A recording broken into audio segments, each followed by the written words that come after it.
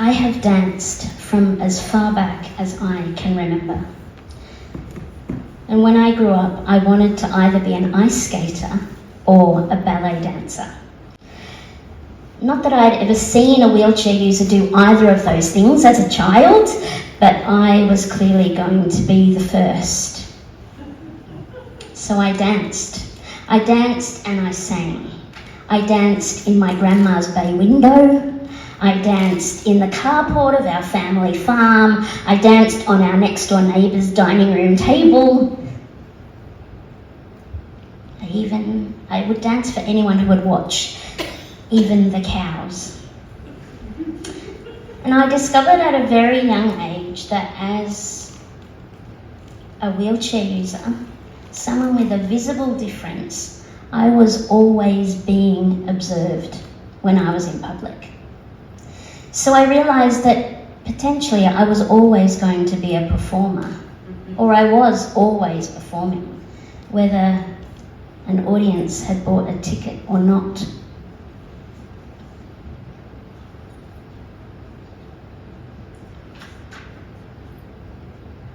Growing up, there weren't opportunities for me to go to dance classes, but because of my love of music and theatre, I found myself doing a degree majoring in performing arts.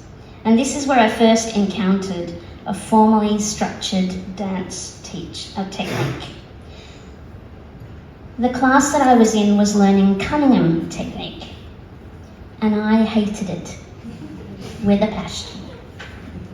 The teacher had no idea what to do with me, having never had a wheelchair user in their dance classes before.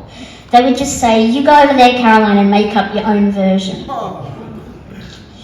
I don't know how many of you are familiar with Cunningham technique, but it's hard enough when you have a body that kind of is represented by the body at the front of the room, let alone when you have a body that doesn't look anything like that body.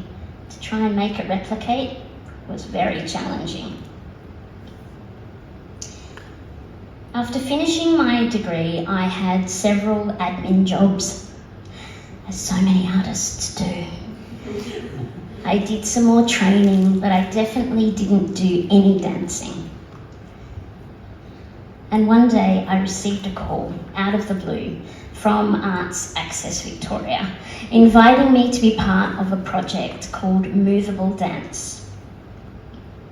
It was going to be a series of workshops in contact improvisation, unstructured movement where you're in contact with another body with no plan.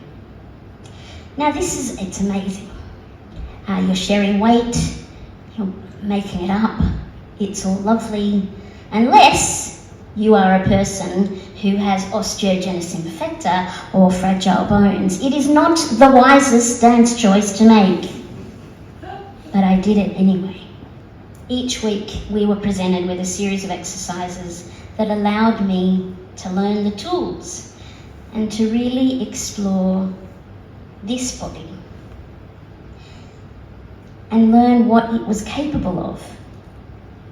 Having grown up believing that it was strange, awkward, problematic, it was a real challenge for me in my thinking.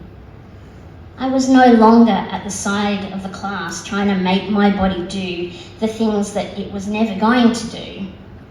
But I was exploring my edges. And I was discovering how they could connect with other people's. And I was hooked. I was 26 when I did those workshops. And it was the first time in my life that I didn't feel wrong. It was the first time in my life that I felt alive and hungry for more. For the first time in my life, I landed in my skin and I discovered that it was perfect, exactly as it was. Did I mention that those classes had been co-led by a disabled facilitator? the fabulous Janice Florence, who continues to be the artistic director of Weave Movement Theatre, which is what that group became, and it still exists today. That knowledge and lived experience in a leadership role in that space really made a significant difference. Several years later, as we heard, I moved to the UK, and I had the opportunity to reinvent myself. And I knew exactly what I wanted to do. I wanted to dance. So, over the next 16 years, I carved out a career in dance through asking lots of questions, taking up every opportunity, and building on others' belief in me, and having sheer persistence. I performed on large and tiny stages. I won awards and commissions. And I worked with people from all over the world. I learned how to support other people to find their edges and land in their perfect skins and use their beautiful and unexpected dance bodies to tell new and often untold stories.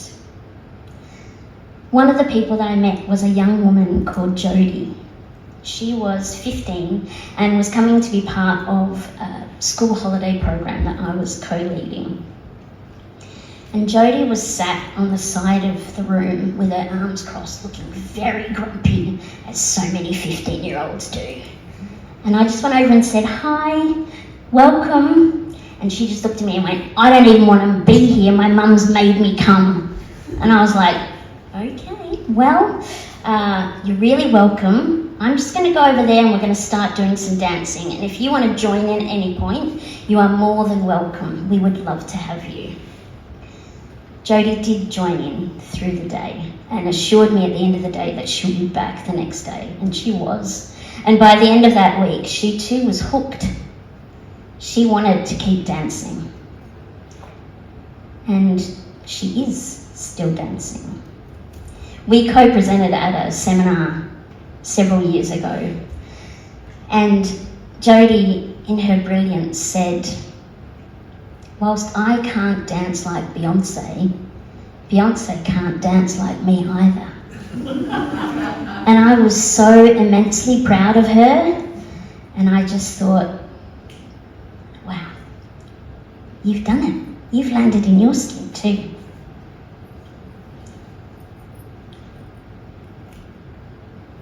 Her comments reinforced to me the importance of disability leadership, of disabled peers and leaders. I returned, as we heard, to become the CEO at Arts Access Victoria, almost 20 years after that initial invitation to be part of those workshops.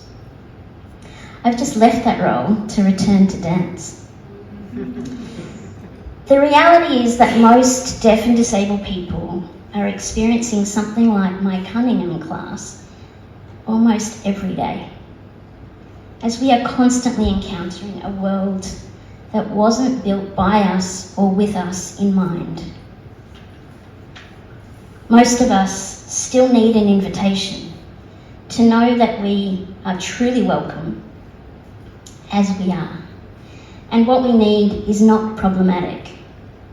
We still don't imagine ourselves in statements like "everybody's welcome," unless it's backed up by easy to find access information that shows us that you have planned for us and you have thought about us in advance.